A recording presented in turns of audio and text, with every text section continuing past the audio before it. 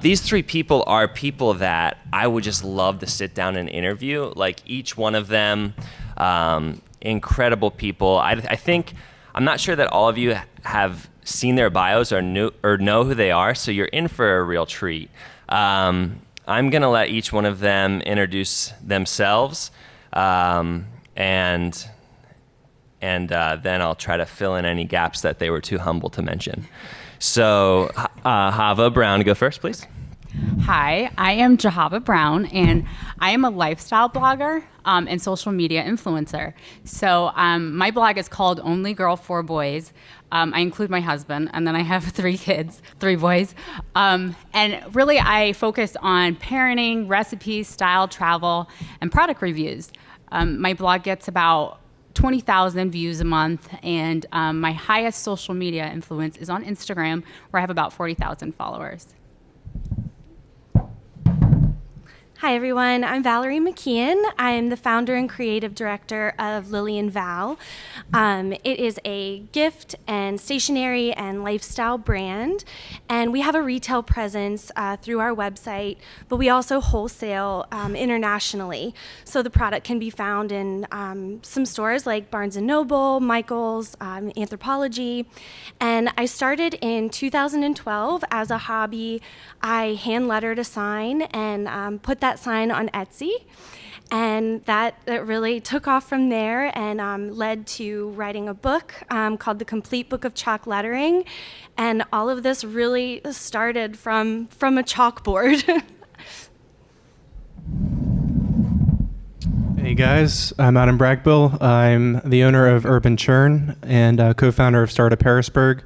Urban Churn, we manufacture ice cream for other restaurants, Arugas, etc.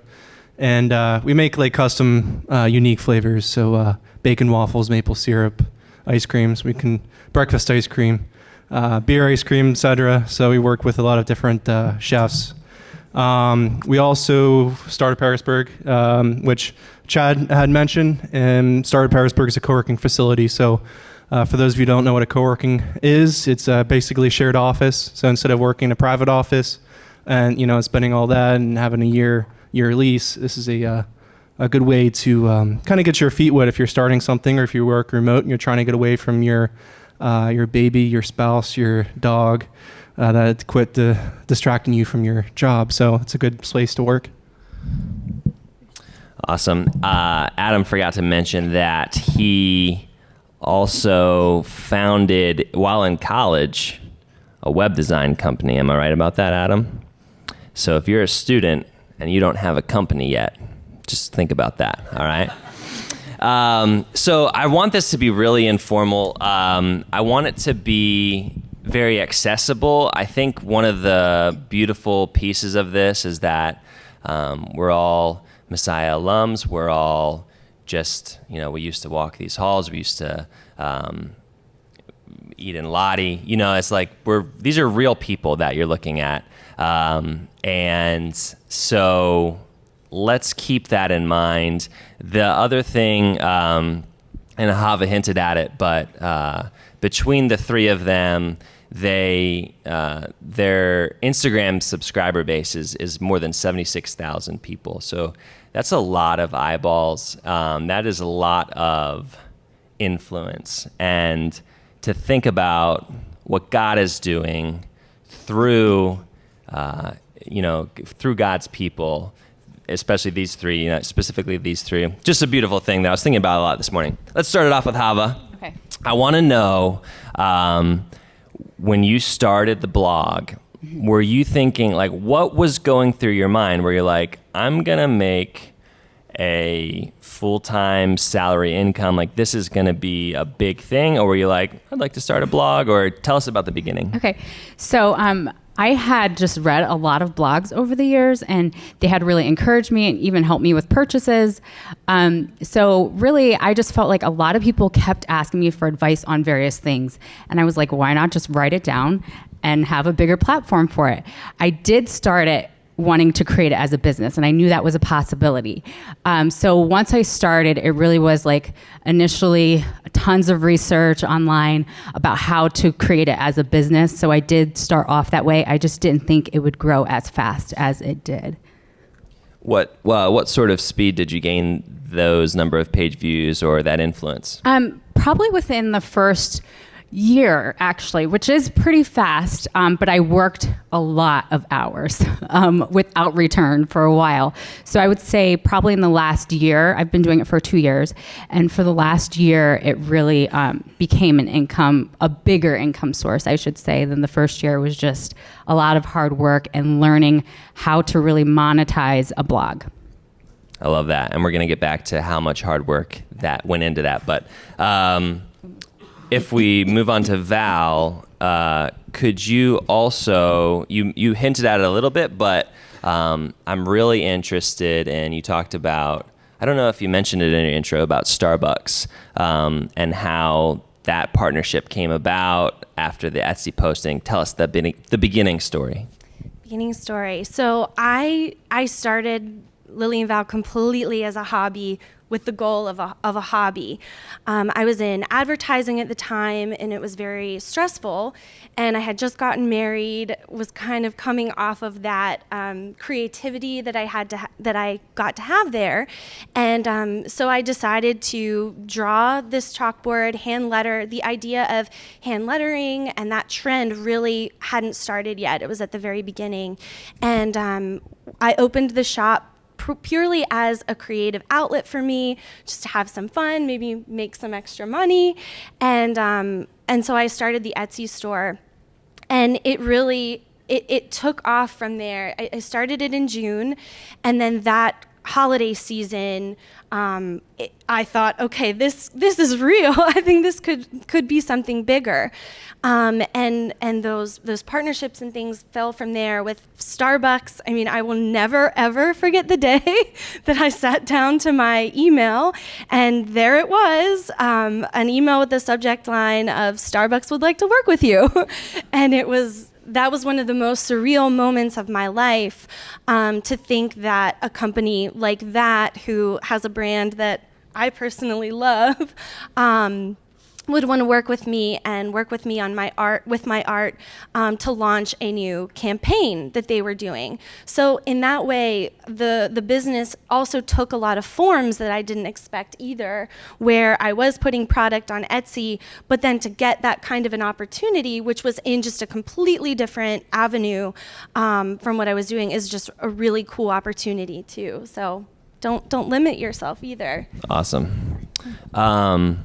Quick follow-up to that. So when did it shift? Like, when did you know you could leave your full-time thing, and how did you do that? And what were the hours per week like at that time? Like, tell us about the stress level there when you built this side thing to a real thing, and you're like, now I got two real things.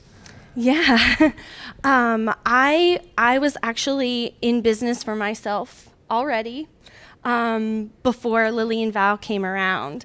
So it was kind of an interesting thing, because this was a side hustle to my side hustle almost. Yeah. And so I was able to manage how I devoted my time. I would say, having a business already, I was already working a lot. So it was a lot. It was a lot of work. Like Jehava said, it was a lot of long hours to pursue that. But I would say the holiday season, when that hit, and I really saw that, and it was around that same time I was contacted by my first company that wanted to license the work as well.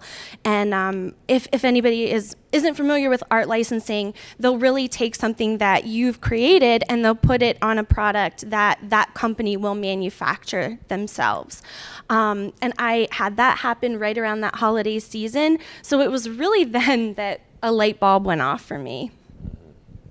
Adam, you're in a similar situation where it was like you had your first hustle, and then like your side hustle, and then you made a side hustle to that side hustle. Urban Churn is your third side hustle. How many sides you got? That's what we got. That's what we want to know. Talk about time. Like, how did you do all of those things, how did you figure that out?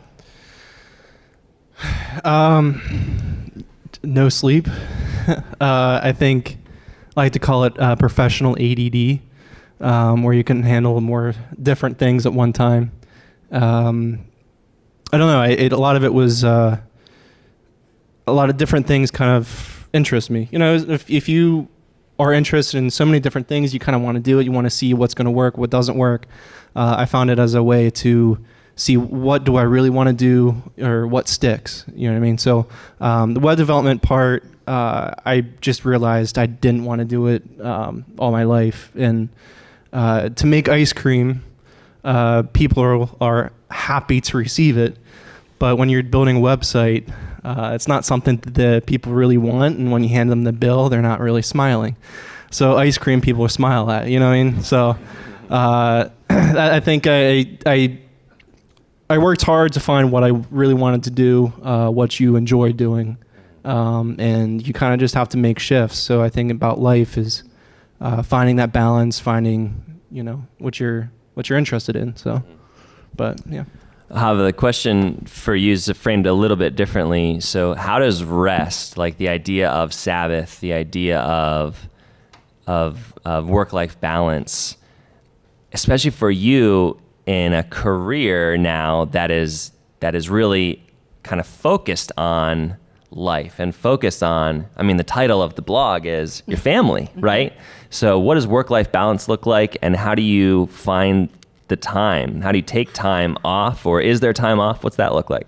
Yeah, so my life is a lot of time blocking. I learned that the hard way. Like at first it was just taking over my life, like starting anything though. It was just a lot of hours that I put in. But then I learned from other bloggers to time block a lot of my day. So because my life is what helps me get jobs as well, I literally had to put my phone down at certain hours, and I only pick it up and work for certain hours. So every morning I have a lot of calendars that help me. So I make a list every morning for home life, and as a stay-at-home mom, the things that I need to get done for my family. And then I make a list of all the things that are due that day for the blog.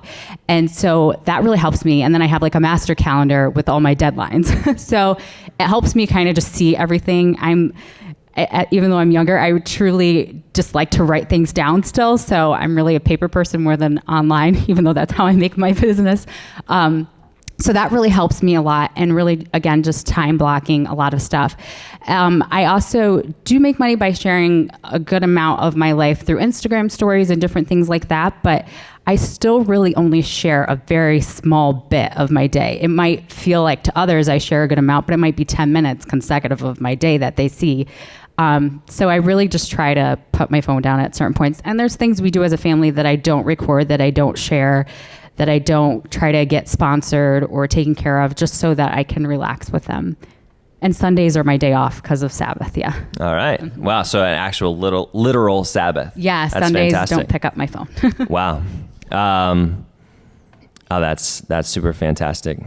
Thanks for that. Do either of you have anything to add to that while I quickly look to the next question?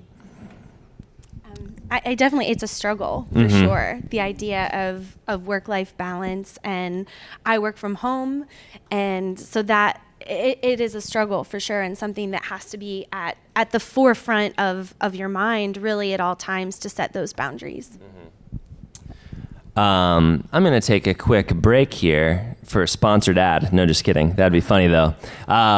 The reason that I'm the moderator on this panel is I have a business that was a side hustle that turned into a full-time business, and we started 5 years ago. It's a video production business, and then now my current side hustle is this vlog that I do daily. And just quick story. I wasn't sure whether I was going to share this or not, but I feel like it's relevant. Last night I woke up in the middle of the night, and I'd actually been fasting for the last 2 days, and had broken the fast last night before bed, woke up in the middle of the night with a bad cramp in my calf, and then stood up and just completely exhausted. Yesterday was like, I think a 15-hour day. We were doing a recap video for the afternoon, and in the morning was just a normal office day. So I was pretty tired, and and had this bad cramp in my calf, and it turns out I was pretty dehydrated, and I passed out. I literally went unconscious, and my wife, got me water, and we thought about if I should go to the hospital, called a friend, and decided not to go to the hospital.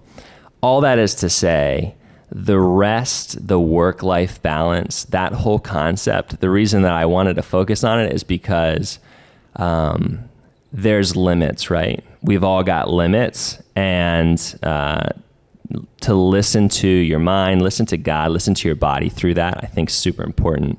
And that was a lesson that I learned while I was unconscious last night. All right. Something that I'm not really sure there's a straightforward answer to this, but I did throw it out to each of you ahead of time. Val, I'm going to specifically ask you about it. How do you think a side hustle affects an employee? So someone who's working for someone else, but the employer finds out, oh, my employee's got this side hustle. What's that going to mean? Is this good? Is this bad? Or what are they doing? Can you speak to that at all? Yeah, absolutely. We have a very small team, but I would say most of the members of our team have active side hustles. And it's something that I've always encouraged. And I think it's a wonderful thing to encourage that as an employer. I have 3 reasons. You gave it ahead of time. I really gave this one a lot of thought. I think that for us, what that side hustle does for our employees, it gives them a sense of fulfillment. It gives them something that they're working toward that's their own, that they can feel creatively good about themselves and encouraged and motivated. And that's something really wonderful that they then bring into their work life with us. Just coming from that place of fulfillment in their personal lives, it's really been a benefit. The second thing is, and I think this is especially true for small businesses, they bring a level of empathy to our small business. We are able to talk to them in a transparent way about the struggles that we're facing, about things that are going on in our business. And I feel like it falls on ears that they have empathy toward that, and they understand how hard it is to do something like this, even if it's just on a small scale. They're recognizing that. And I think the third thing is that they are actively going to be learning and seeking out information for their own side hustle. And I found oftentimes with our own employees, we'll be in a meeting, and this just happened last week. One of our girls, Nicole, she said, well, I'm reading this book, and I thought maybe this would be a really cool thing marketing-wise that we could try. And it was like, wow. I mean, they're actively learning and researching. And I mean, that's free training and ways that we can benefit then as employers. So I find it to be a great thing. That's so fantastic. So I think that's one of the struggles that millennials coming into the workforce are facing, is they're scared to tell their employers about, I've got this other thing. But I think that if we as employers can start to adopt that mentality, and I think that those 3 things, I didn't know those, but they crushed that response. Thank you for that. That mentality is crucial and awesome. I really do feel that it's a value add for anybody who employs employees out there. It really is a value add. And even bringing it up, do you have a side hustle? Are you doing something? I want to push back on Jay, who was talking about hobbies versus side hustles. Jay, we needed a new name for it, because a hobby doesn't garner 42,000 follows on Instagram. You know what I'm saying? Come on. All right, quick talk about ADD, Adam. Sorry about that. Adam, to you, I want to ask about kind of scaling. So you started with, I think, one Amish hand churning thing, right? You're churning things with hands for your hands? Were your hands? It had a motor? We had a little itty bitty. They're really meant for consumers. Right. Little White Mountain churns, electric. Right. But now you're kicking out ice cream for everybody who wants to order dessert at Aruga's, which is a chain. Tell us about the scale. Yeah, that was interesting. It was I wouldn't say it was difficult. It was just a lot to learn. When you're growing at such a fast rate, you just got to buckle down and figure out like what do you have to do. Part of it was capital, so we were able to get an SBA loan because the equipment that I had at the time were just these really loud, small, like screeching consumer machines, and I had like 5 of them running, and it was just like a chorus of screaming banshees, just like. And so that was fine with just one little ice cream stand, but we were able to get an investor, get an SBA loan. We got larger equipment, walk-in freezers. We were able to get in a warehouse that we ship out of, and a lot of it was just figuring out the ingredients, figuring out the containers, the profit margin, how are we going to get this shipped, just logistics, stuff like that. So, a lot of it was just learning. Don't be afraid to step out of your own comfort zones. Just because you haven't done something before, it doesn't mean you can't learn it and do it. I think a lot of people, they see an obstacle, they see where they have to go, but they don't do it. They don't go there because they are either afraid or they get intimidated as to what they may have to do to get there. So a lot of it is just pushing yourself. Don't be afraid to, go off the deep end, Awesome. So, yeah. Awesome. Jay, am I going until 8:50? Yeah. All right. And then, so if I want the attendees to be able to ask a question? 9:05. Okay, so at 8:50. All right. So you be thinking of your questions, because I know you have questions that I didn't ask, and I bet you're like bummed out. You're like, he's not going to ask my question. So you ask that question. All right. Jehava, this one's for you. Okay. Nobody knows, how does a blog make money? Okay. So there's a lot of ways that blogs can make money, but most bloggers who do it full time make it through the top 3 ways I do. So sponsored post is the probably largest part of my income. And so companies will hire me to have a blog post dedicated to them and to share on social media networks. At first, I started in influencer networks, which pretty much once you get your page views to a certain amount or you get a certain amount of followers, then you can apply to get in these networks. And a lot of companies work with them. And for instance, we'll have an event or a product or service coming out, and they will then come to that company and say, I need 20 bloggers to promote this. And then you negotiate your rate. So I'll pitch my idea to that influencer network directly to the company through them. And then it gets declined or you get accepted. But now, since I've grown, I also work a lot with companies reaching out to me, just like their PR or media people. Now, social media influencers are such a big part of people's networks that the PR and media people are constantly looking for. Huge companies are getting us off of Instagram just through messaging or through emails. So that's how I work mostly. Most people do a package of a blog post and social media blast, which is Twitter, Instagram, Facebook, and Pinterest. Or a lot will hire me just for Instagram because that's my largest following. And now even companies are hiring for Insta stories, which is amazing because they're just little videos that go away in 24 hours. But due to your influence, if you tag them and talk about them in your normal everyday life, they will pay a fee for that as well. So that's my main way. The second way is affiliate marketing, which I mainly work with Amazon and meal kit services I really like. So Blue Apron or HelloFresh, stuff like that. And pretty much when people buy it, I get a small commission from their sales.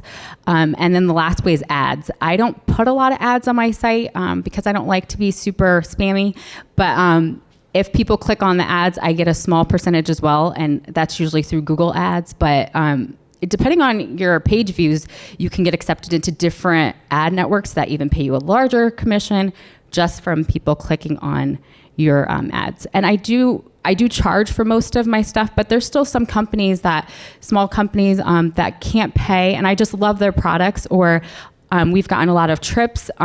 So like if they're hosting all of our travel and different things like that, I don't charge usually for stuff like that. So that's how I make money. Thank you very much. I think that's super helpful. I like to pretend like I'm having sponsored posts. So that's what I'm currently doing. So if you ever see something, you're like, man, Cody's getting paid. I'm not.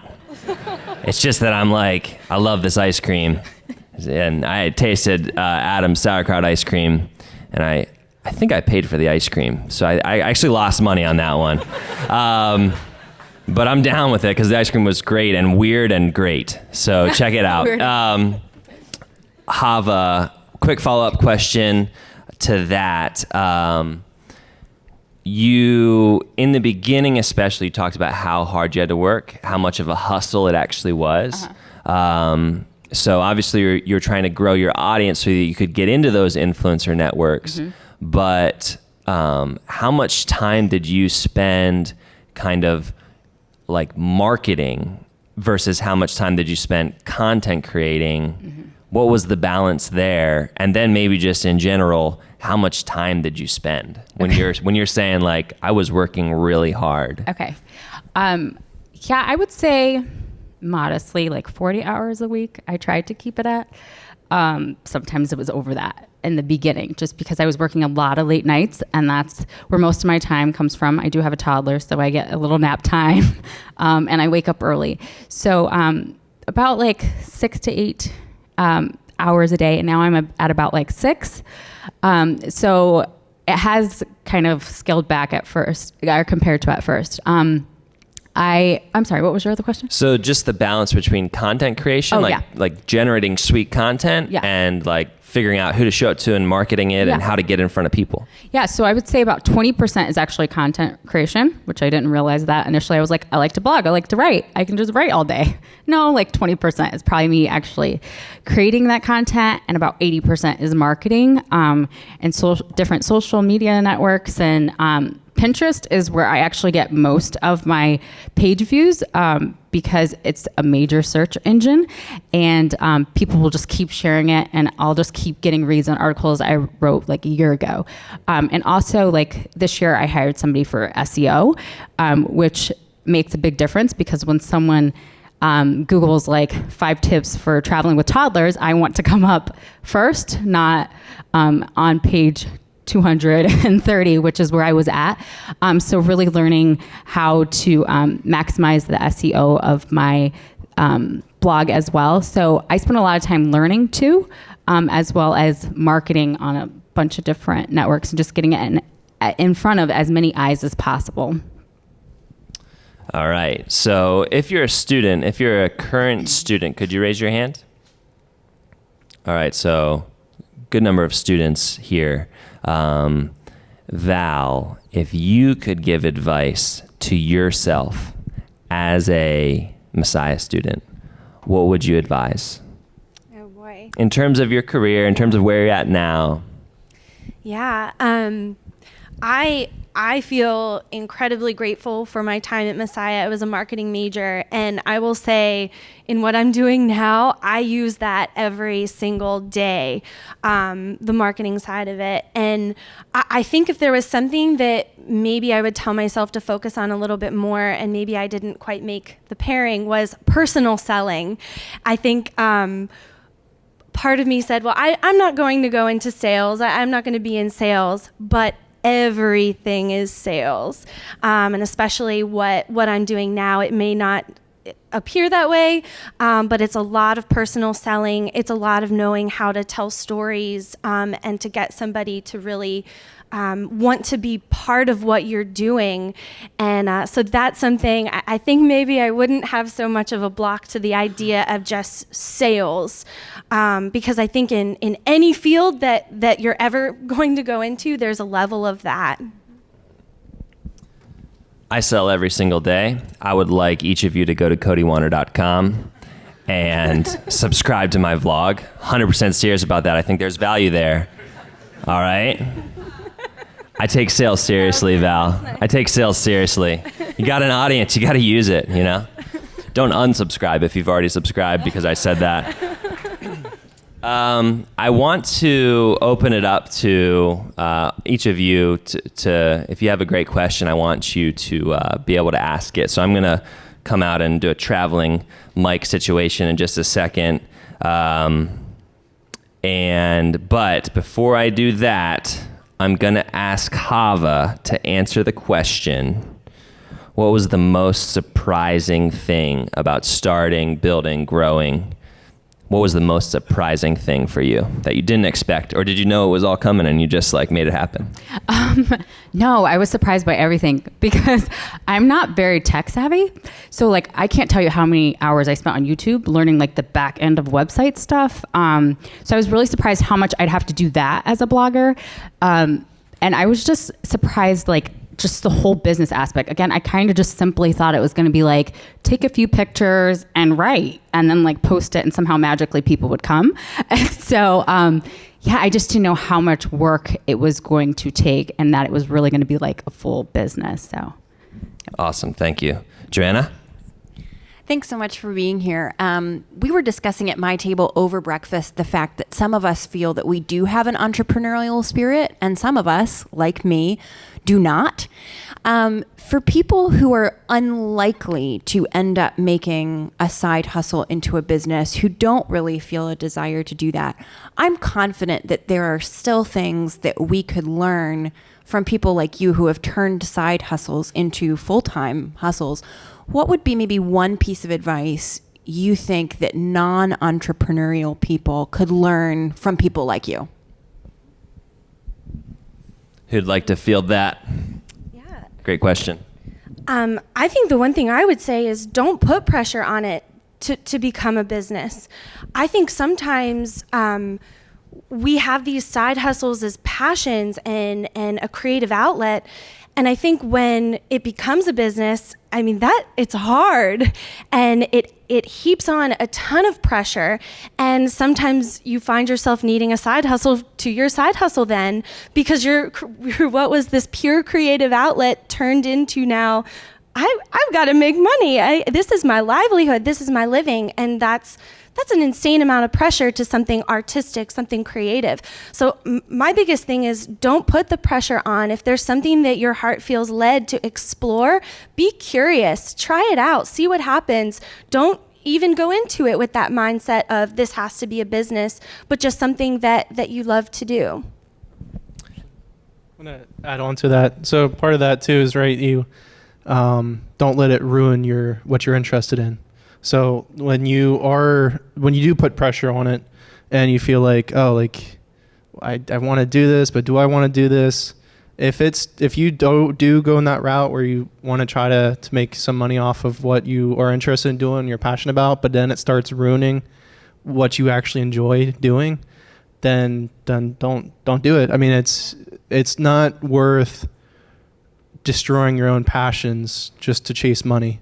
Or to chase a career.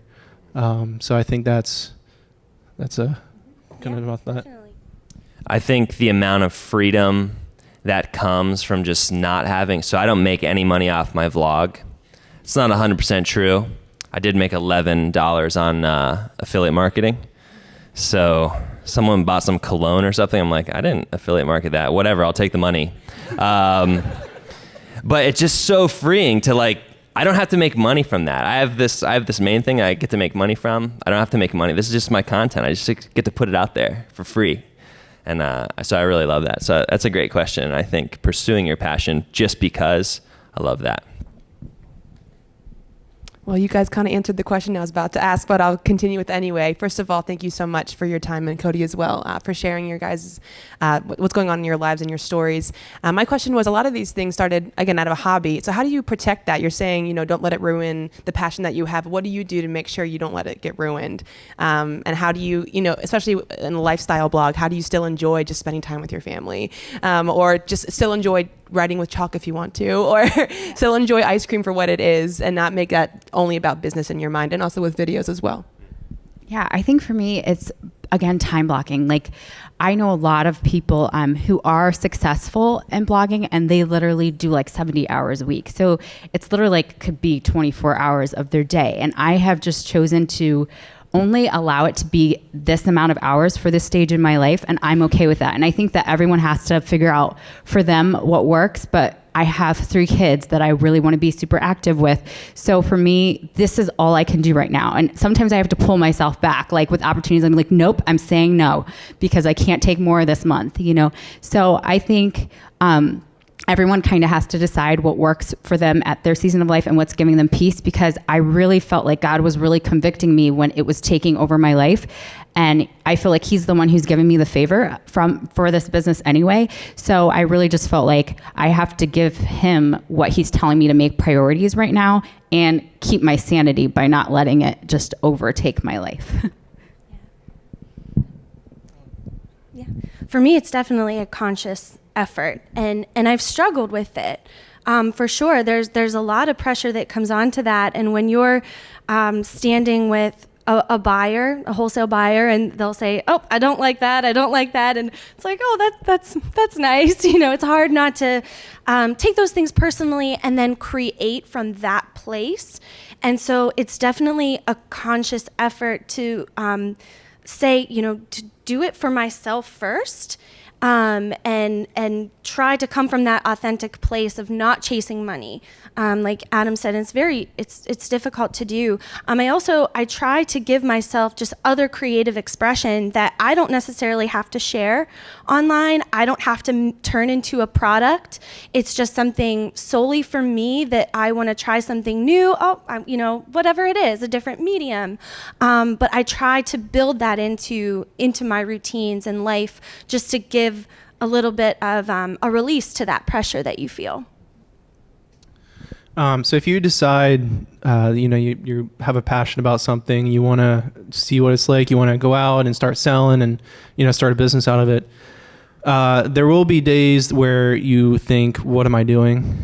There will be days where you just are, knocking your head on the table and you get frustrated, you get stressed out, lack of sleep.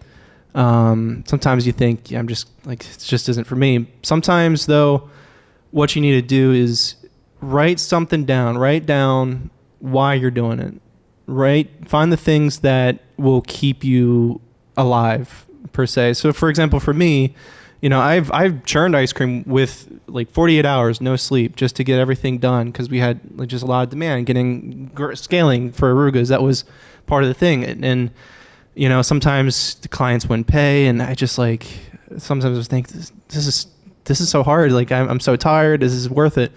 But I man the stand at the Broad Street Market as retail for the only retail we have for Urban Churn. And whenever people, their faces light up, whenever people just like rave about how something was good, or all the unique ice cream flavors we're doing, I think I find that as the motivation. So when you're doing something and you're trying to chase your dreams, always write down, or always keep in mind what's inspiring you, and always go back to that to keep you pushing forward. Because like I said, there's days where you're just going to want to stop. Even with Chad, with the kids and with all the quotes that they're giving you about how it's been beneficial for them, it's motivational. So find the motivation to keep you moving forward. I'll never forget the first time that a member of my network came to me and they're like, "You should try out the Garlic Poet." I'm like, "Oh, awesome, I will." They're like, "They have this super funky, wonderful ice cream." And it was Adam's ice cream. And I think it was the Garlic Poet. This was a while ago.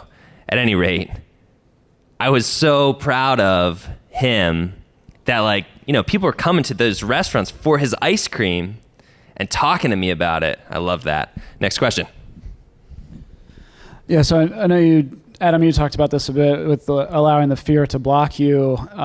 But any of you, if you can speak to, as you're getting into this and, you don't even know what you don't know, did you have a mentor or, a trailblazer that you looked up to and you connected with to try to kind of, figure some of that stuff out? If you can share some of that story of how'd you find them, what have you learned, that kind of thing?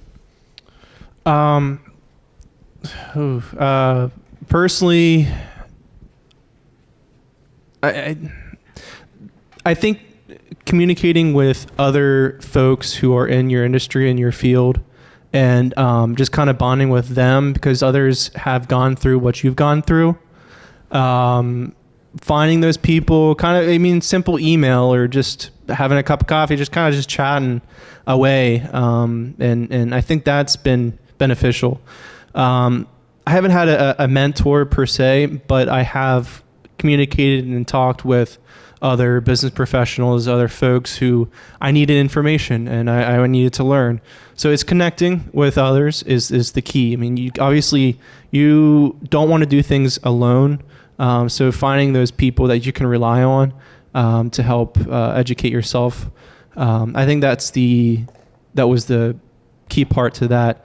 And again, it's just don't be afraid. Just sometimes it's just doing it. You doing it. Don't be afraid of failing. I think if you could do podcasts, a lot of like inspirational speakers for businesses will say, fail often is fine. It's okay. You'll figure it out. So. And I think there's like at least 4 more people who want to ask questions, and I want to get to all of them because I feel like there's just side hustles in this room, in your minds that are just like burning, and they're going to explode after this. So I just want you to get your questions answered. So please direct your question directly at one of the panelists. And then panelists, if you feel like I've really got to say something to that, feel free to hop in, but direct it at one person. All right? Okay. The first one with that initiative, that directive. So this is for Jehava. I think we have a mutual friend, so that's why I'm directing it toward you. So I am on my second and, God willing, last marriage. Therefore, there are lots of plot twists and highs and lows and mountaintops and valleys with regard to how you maintain your relationship and your partnership with your husband. What do you do to make sure that stays intact? Okay. While you're mothering and working and everything else. Okay. Well, we do like regular date nights a lot. And actually, I use the blog a lot. Like he just had his birthday and like everything we did was free because I was like, I'm going to spoil you through the blog. I just have to take a lot of photos while we're here. So we do. But he gets like amazing experiences because of this. So he's like, oh my gosh, this is awesome. So, but we do a lot of like dates and swaps. I have family that lives in the area, so that helps a lot. And yeah, I would say that makes a big difference. And he really like is super supportive. And I don't know if that's as much, because I know a lot of people's husbands struggle with that.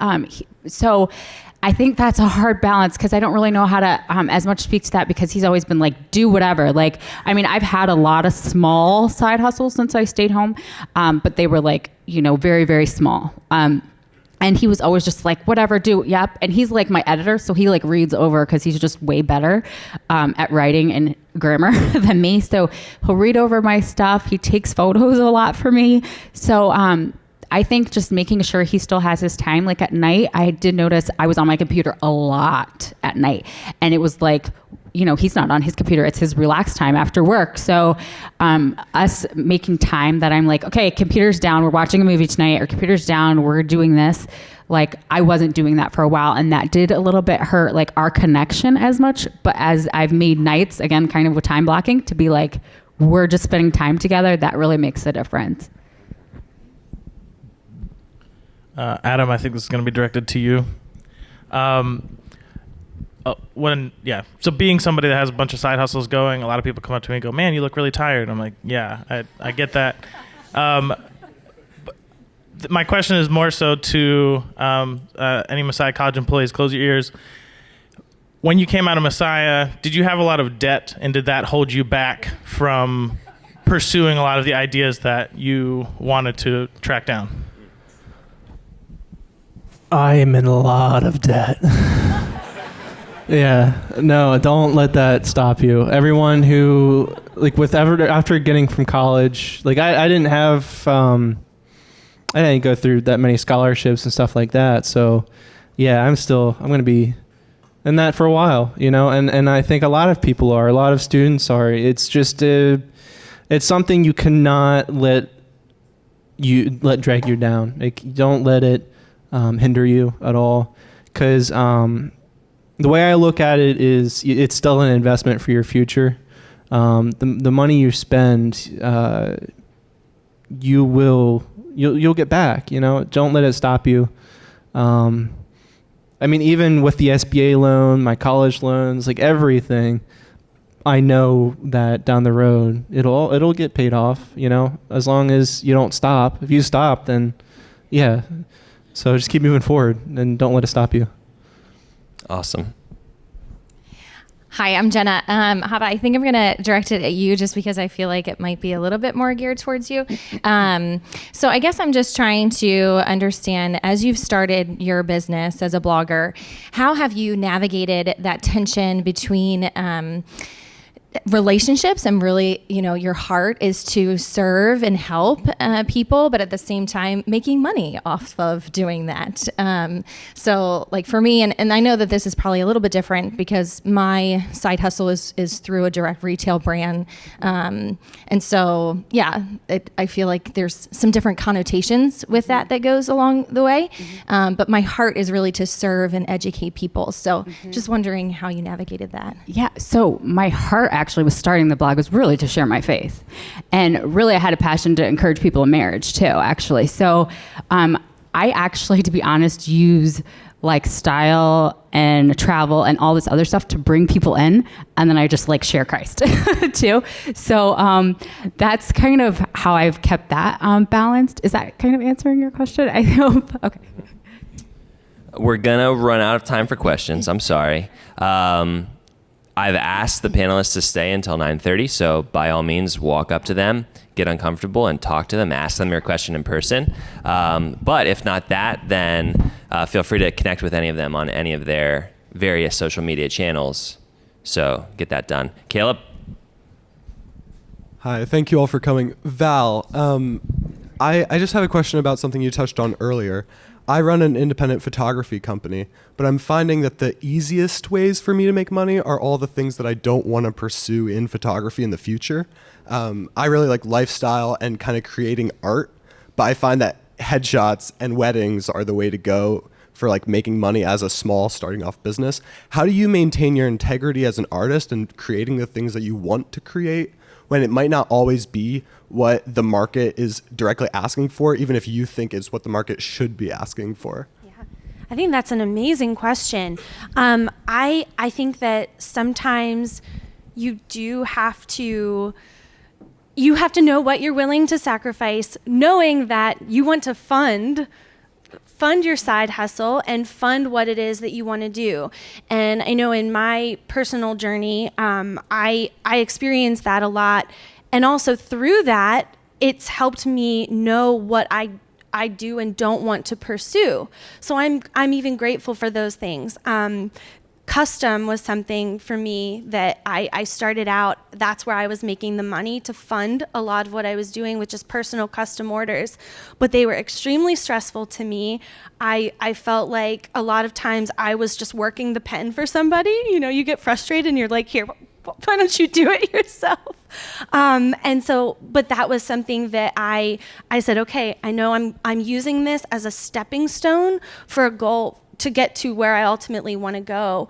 But that said, not letting that box you in to the point that you're overwhelmed, taking on that stuff that you don't enjoy doing, because then you're defeating the purpose of pursuing your passion. So keeping that in mind, that you're trying to get from here to here, this is a stepping stone, but still fueling that side of you that you want to pursue, and putting that out there, continue working on that, even if other people haven't quite caught up yet to where you think they should be. Ryan? I guess I get to close this down.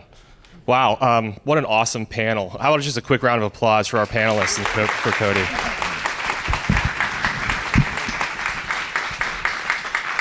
I know you all learned something today because Jehava is actually my sister-in-law, and I even learned something from her that I didn't know. So just a lot of great information here today, and just a wealth of encouragement. So thank you again. Just by quick show of hands, how many of you, this is your first Messiah Business Alumni Breakfast?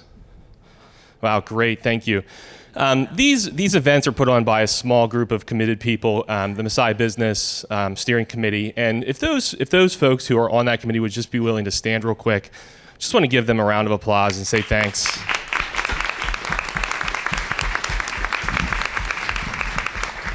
So I get the privilege of chairing that steering committee, and if you enjoyed your time here today and are interested in getting more involved, I'd love to talk to you. We're always looking for new members, new folks to join that steering committee and help out to plan these events, help to plan some additional initiatives that we're working on. And actually, in my day job, I'm the director of statewide initiatives for the Ben Franklin Technology Partners, and side hustles, we're just all about it. We love it. We fund early stage technology and innovation companies throughout Pennsylvania. If you have an idea, if you're working on something, we'd love to talk to you. We provide a wealth of services all the way from investment to coaching, mentoring, business services. So I'd love to talk to you as well. Last thing I want to mention is we get a lot of value out of the surveys. You'll find surveys on your table, and would really love and appreciate if you could fill out a survey and just provide your comments on what you appreciated, how we might be able to improve these events. And with that, we'll close this down. Hope you have a great rest of your day. And please do stick around, talk to your table mates, talk to the panelists, make sure you get your questions answered. And thanks for coming.